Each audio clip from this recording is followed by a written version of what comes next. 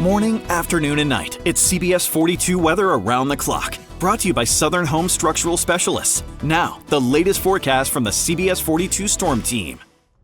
Happy Tuesday, everyone. I'm Storm Team Meteorologist Jacob Woods. Showers and storms becoming pretty widespread later on today, peaking between around 4, 5 to 6, 7 o'clock, so likely going to impact that evening commute home. Temperatures outside of that getting into the upper 80s, some spots maybe getting into the low 90s today with a lot of sunshine here over the next couple of hours. There is a small threat for some of these storms to produce locally gusty winds up to around 60 miles per hour. That's typically the only threat that we're used to with any of those stronger storms here in the summer months. There is also that risk for flooding, mostly over the Piedmont region. Northeast Alabama stands that highest threat there for some flooding concerns with those heavier storms later on today. So let's walk through Futurecast together. Here's 1, 2, 3 o'clock. Showers and storms kind of growing more upscale, growing stronger and more widespread as they begin to form along and ahead of that approaching cold front from the north. So the greatest rain chances today, I think, are going to be along in southeast of Interstate 59. That's where the atmosphere is going to be a little bit more juicy and able to produce those heavier showers and storms as we go into later today. So here's 10 o'clock. Notice that cold front still